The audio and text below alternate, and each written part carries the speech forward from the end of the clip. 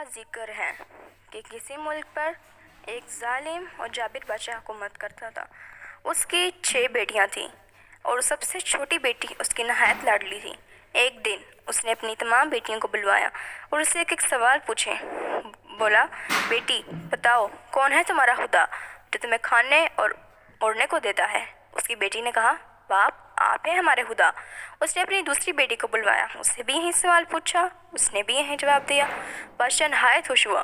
تیسری بیٹی کو بلوایا، اس نے بھی یہی جواب دیا۔ چوتھی بیٹی کو بلوایا، اس سے بھی یہی سوال پوچھا اور اس نے بھی یہی جواب دیا۔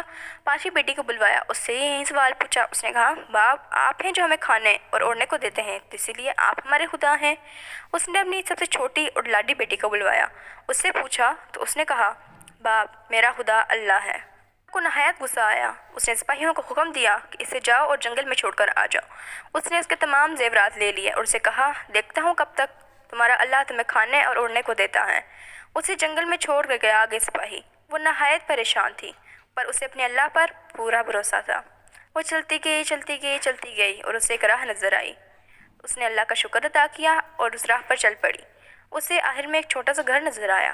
وہ نہایت حیران تھی کہ اس جنگل میں کون رہتا ہوگا۔ وہ اس دروازے کے پاس گئی، اسے ٹکٹکایا تو وہاں پر ایک بوڑھا آدمی تھا۔ اس نے پوچھا، بیٹی تم کون ہو اور یہاں پر کیا کر رہی ہو؟ اس نے اپنی تمام کہانی بتائی۔ اس بوڑھے آدمی نے بولا، میں شہر کو جاتا ہوں اور ایک ہفتے بعد واپس آتا ہوں۔ میری ایک بکری ہے، تم اس کا خیال رکھنا۔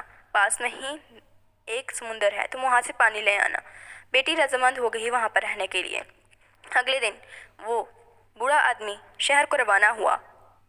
اگلے دن وہ لڑکی بکری کے پاس گئی اور اس کا دودھ نکالا اور ایک مٹی کے برتن میں وہ دودھ رکھ کر دیا کہ شاید کوئی جانور آئے اور اپنی پیاس کو بجھائے اور اسے دوا دے جائے۔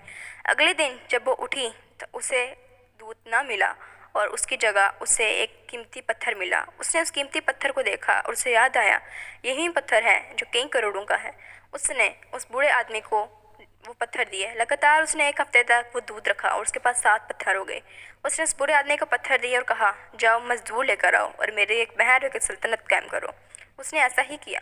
اس کی سلطنت اس سے بہت خوش تھی۔ جب بادشاہ کو اس رانی کے بارے میں علم ہوا تو اس نے سوچا کہ اس جنگل میں کس نے سلطنت قائم کی۔ وہ اس سلطنت میں گیا اور رانی سے ملنے کی خواہش کی، اور جب رانی اس کے سامنے آئی تو وہ دیکھ کر حیران رہ گیا۔ یہ اس کی بیٹی ہے جو اس نے کئی سالوں پہلے جنگل میں چھوڑ دی تھی۔ اس بیٹی نے کہا، باپ میں نے بولا تھا نا، میرا خدا اللہ ہے اور وہی مجھے پہننے اور اوڑھنے کو دیتا ہے۔ مجھے اپنے اللہ پر پورا بھروسہ تھا اور میں ابھی تک زندہ ہوں۔ باپ اسے دیکھ کر بہت حیران ہوا اور بہت خوش ہوئی اور اس نے اسے معافی مانگی۔